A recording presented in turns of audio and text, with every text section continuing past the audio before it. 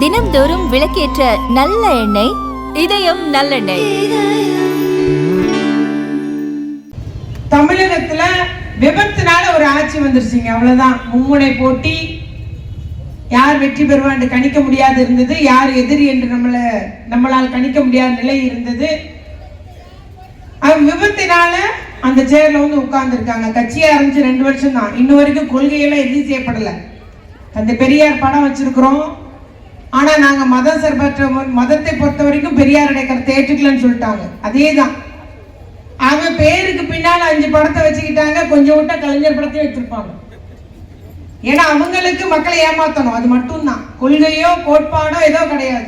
அதனால பேருக்கு படத்தை வச்சுக்கிட்டாங்க, கொள்கையே என்னன்னு சொல்லல.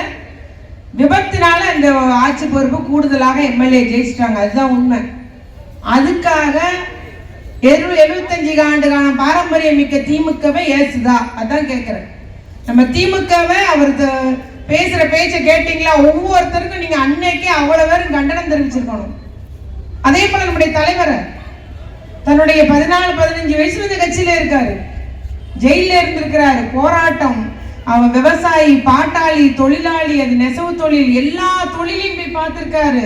எல்லாருடைய வாழ்க்கை முறை தெரியும். அப்படி இருந்த நம்முடைய கழக தலைவர் தளபதியாரை பற்றி அவன் இழிவா பேசுறான நம்ம அத்துணை பேர் இதுக்கு சரியான கண்டனம் தெரிவிக்கணும். தாவாக்காரங்க எங்க வந்தாலும் அதுக்கு நம்ம பதிலடி கொடுக்கணும். அவங்க ஒன்னும் போட்டு கிடக்கல. என்ன பண்ணீங்க நீங்க? பொய்யான செய்தி, திமுக பத்தி பொய்யான செய்தியை பரப்பி மக்களை ஏமாத்தி இந்த ஆட்சிக்கு வந்துட்டீங்க, அதுதான் உண்மை. நடக்கிற குற்றச்சாட்டுகள் எல்லாம் திமுக தான் காரணம் பேசுறீங்க. ஏங்க, அவங்க ஏற்பாடு பண்ண கூட்டம், அங்க மாவட்டத்தில் ஏற்பட்ட கூட்டத்துல கரூர்ல இறந்த அந்த 41 பேருக்கு திமுக குற்றச்சாட்டு சொல்றாங்க. எப்படி சொல்றீங்க? இந்த கூட்டம் போட்டிருக்கோம், இன்னைக்கு கூட்டத்துல ஒரு அசம்பாவிதம்னா கருணாநிதி தான் பொறுப்பு, நான் தான் பொறுப்பு, திமுக தான் பொறுப்பு. ஆகவே அதுதான் நம்ம போலீஸ்ல எழுதி கொடுத்து தான் அனுமதி வாங்குறோம். என்ன ஒரு இதனால அசம்பாவிதனாலும் நாங்க பொறுப்பேற்றுக்கிறோம்னு சொல்லி தான் அனுமதியே வாங்குறோம். ஆனா அப்படி கரூர்ல நடந்த அந்த 40 பேர் இறந்ததுக்கும் திமுக குற்றச்சாட்டு சொல்றீங்களே எப்படி?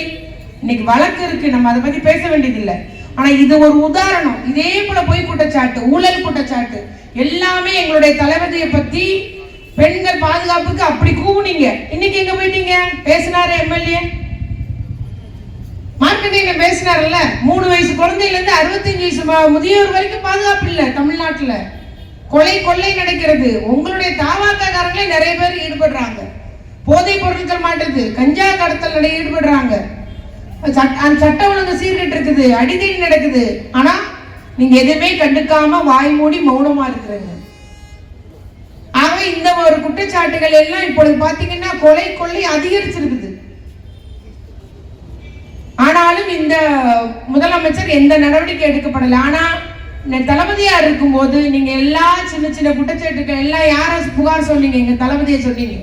நிறைய நடவடிக்கை எடுத்து வந்தாரு. பெண்களுக்கான திட்டத்தை கொண்டு வந்தாரு. பொருளாதார வளர்ச்சி ஏற்பட்டுச்சு, தொழில் வளர்ச்சி ஏற்பட்டுச்சு, கல்வி வளர்ச்சி ஏற்பட்டுச்சு, மக்களுடைய வாழ்வாதாரம் உயர்ந்தது, தனிநபர் வருமானம் உயர்ந்தது. அவ்வளவு வளர்ச்சி பெற்றுச்சு தமிழ்நாடு.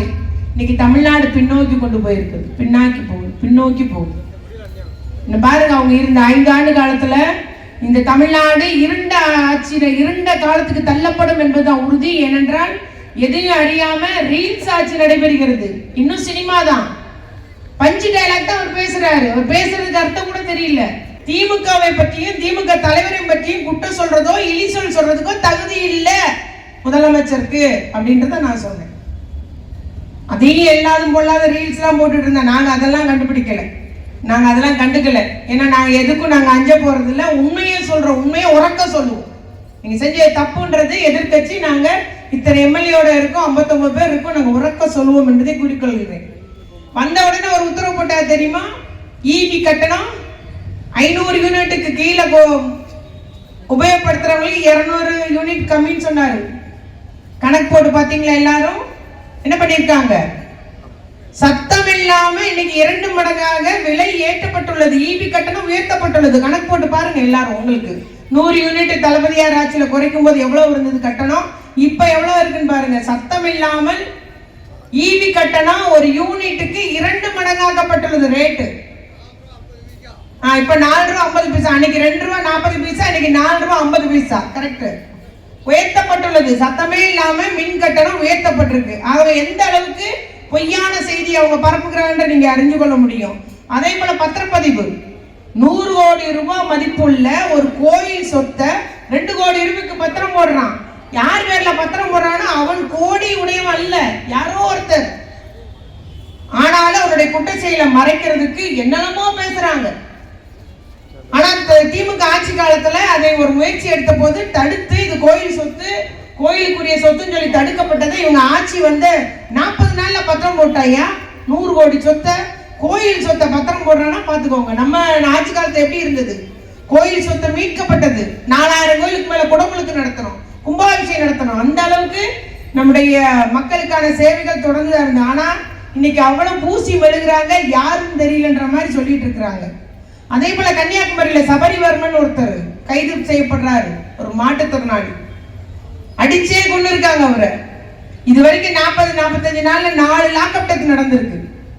ஆனா எல்லாம் வாய் மூடி மௌனியா இருக்காங்க. கூட இருக்கிற கூட்டணியில இருக்கிற கட்சியா இருந்தாலும் சரி, பிற எல்லாருமே வாய் மூடி மௌனமா இருக்காங்க. அடிச்சே லாக்அப்ல இருந்தவங்க, விசாரணைக்கு அழைச்சிட்டு போனவங்கள அடிச்சே கொண்டிருக்கிறாங்க. அதுல பாவம் ஒரு மாற்றுத்திறனாளி எவ்வளவோ ஒரு அந்த அடக்குமுறையினால அவர் இறந்திருக்காருன்னு சொல்லிட்டு அவங்க ரொம்ப சிரமப்படுறாங்க. இவங்க கொண்டு போய் 10 லட்ச ரூபா கொடுத்துருக்காங்க. குடும்பம் சொல்லிட்டாங்க இந்த 10 லட்ச ரூபாய் வேண்டாம், நீதி வேணும் எங்களுக்கு.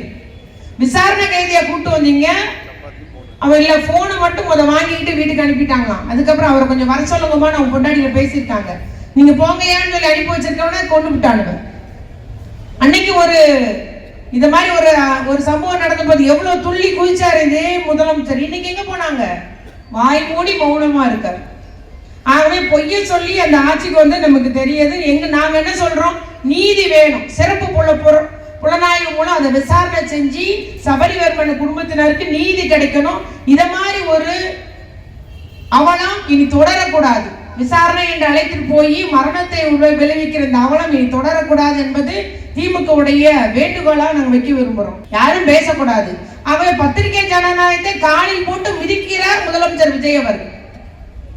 எல்லாரும் அவங்க பத்திரிகையாளர்களாம் வேண்டாமா, அவங்க ரீல்ஸ் போட்டே போதுமா, ரீல்ஸ் போட்டு தான் ஆட்சிக்கு வந்தாங்க. ஆனா பத்திரிகை என்பது ஜனநாயகத்தினுடைய 4வது தூணு. அப்ப நீங்க ஜனநாயகத்தை காலில் போட்டு மிதிக்கணும்னு சொல்லிட்டு எங்க போதோ தெரியல, என்ன ஆக போகுதுன்ற மாதிரி நமக்கு.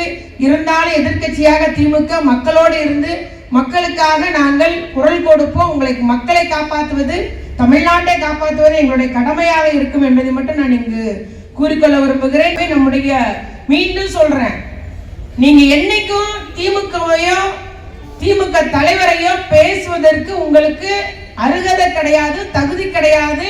அப்படி சொன்னா நம்ம ஒவ்வொருத்தரும் எழுதணும். நீங்க தான் ஒவ்வொருத்தரும் சிப்பாய்கள். பெண்களுக்கு பாதுகாப்புன்றதே அறவே இல்லை, குழந்தைகளுக்கு பாதுகாப்புன்றதே இல்லை. குழந்தைகள் பாதுகாப்புக்காக ஒரு உதவி எண் 1098 அது கூட செயல்படாது. அந்த நம்பருக்கு தான் எல்லாம் போன் வரும், எங்க பிரச்சனை. அந்த நம்பர் அந்த இப்போ செயல்படாம இருக்கு. அங்க வேலை பார்க்கறவங்களுக்கு சம்பளம் கூட கொடுக்கல இந்த ஆட்சியில.